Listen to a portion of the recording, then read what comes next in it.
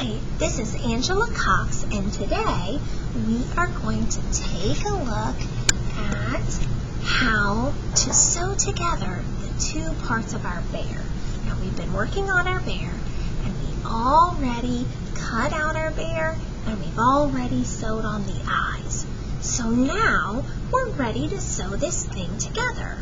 Before we get started, we are going to need some stuff. First, you are going to need both sides of your bear that you already cut out. And on one side there should be eyes, right? Second, we are going to need some pins. We're going to need some pins. Third, we're going to need our hand sewing needle. Next, we're going to need some scissors. And then last, we are going to need some thread. The thread should match your fabric, and this is really important. For our eyes, it didn't really matter what color we used, but for this part, it's really, really important that our thread matches our fabric, right? So, before we start, right, we're going to take our little bears, and we're going to put it with the right side up, right? So, I'm setting it down, the right side up. So the fuzzy side, the bear should be looking at me, right? Then I'm going to take my other piece of the bear and I'm going to put it with the right side down. I'm going to cover up my little berry bear face and I'm going to be looking at him inside out. And I am going to pin these two bears together. Whenever you sew your bear together, you're going to use an overcast stitch. And with an overcast stitch, it's really important you always sew it inside out. So I'm going to take him. I need to make sure that he matches up right here, because that's the place. Right here is always where the holes are. Right here. Okay? And I'm going to pin it. I'm going to take my pin, make it so I can see through, and then remember, I should always be able to see both edges of the pin on the top. See the sharp part and the not sharp part. Right? I'm going to do the same right here.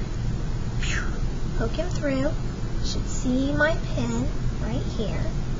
And then I'm going to take him up this way. I'm going to sew him up, poke him all the way through. Put my pin here.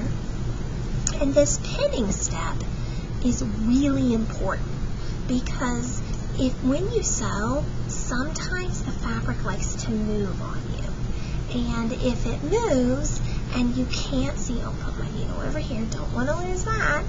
If it moves, then it can throw off, it'll look a little odd, and then you might have to redo some stitches, right? So I'm going to pin him on his face. Here, and then I'm going to pin him on his ears, right?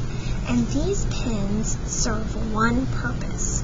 You are holding the two edges of your bear together temporarily until you can sew it, right? So I have them all pinned up.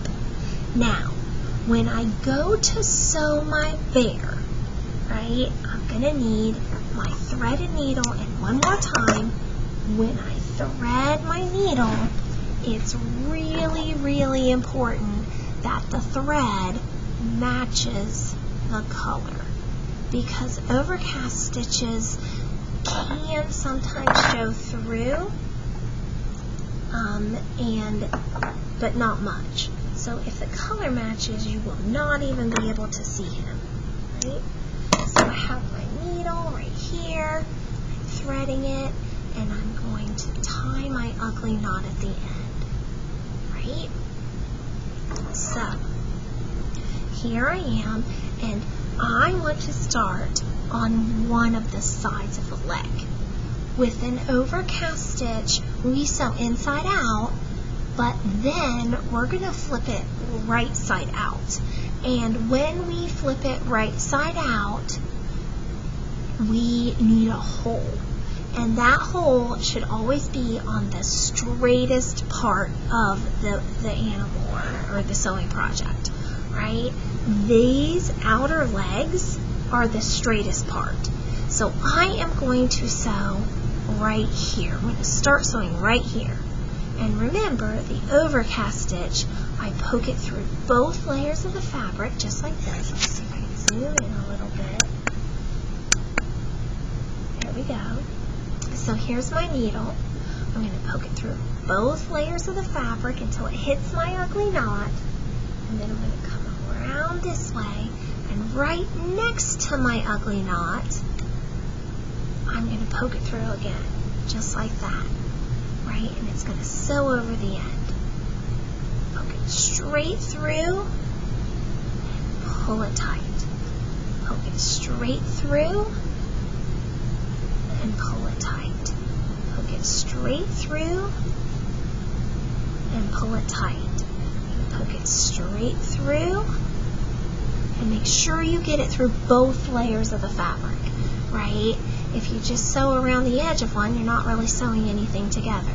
So again, straight through and pull it tight. And now I'm starting to get to this corner right here.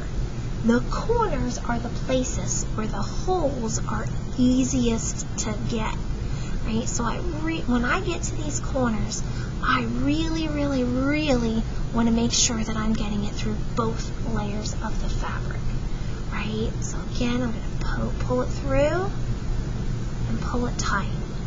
I'm going to poke it through, and I really want to make sure I get it through both layers and pull it tight. Poke it through and pull it tight. And then, see, I started here, I'm all the way up here, right? And you just continue to sew all the way around the outside of your bear, just like this. Pull it through with that overcast stitch, right? Pull it through. Now, eventually, what's going to happen is I am going to run out of thread, right? And what you don't want to do is keep sewing until you just can't use your needle anymore. Because remember, when you end any stitch, it's really important that you tie it off so that it doesn't unravel. You got to tie a knot at the end.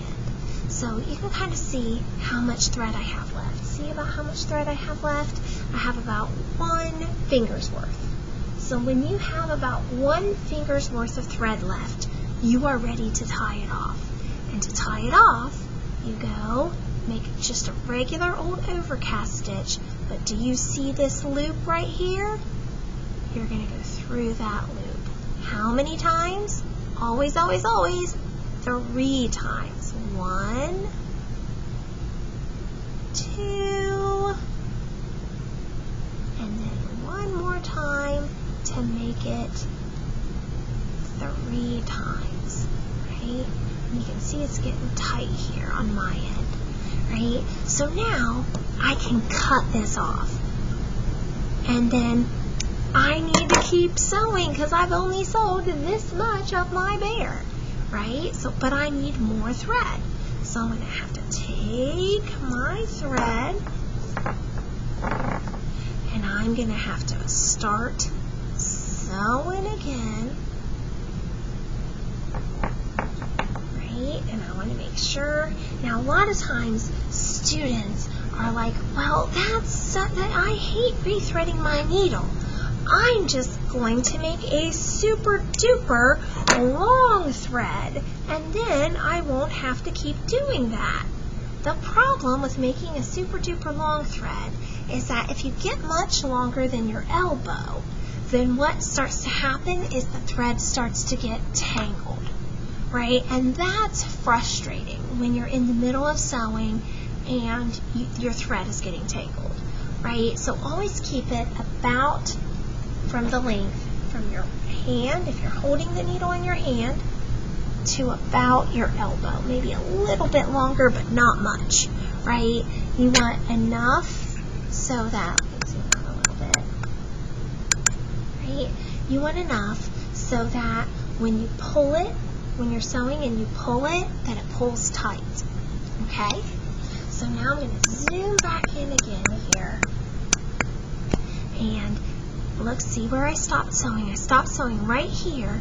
So this is where I want to start again, right? I'm just going to pull it through, and I'm using the overcast stitch all the way around the perimeter of my sewing project, right?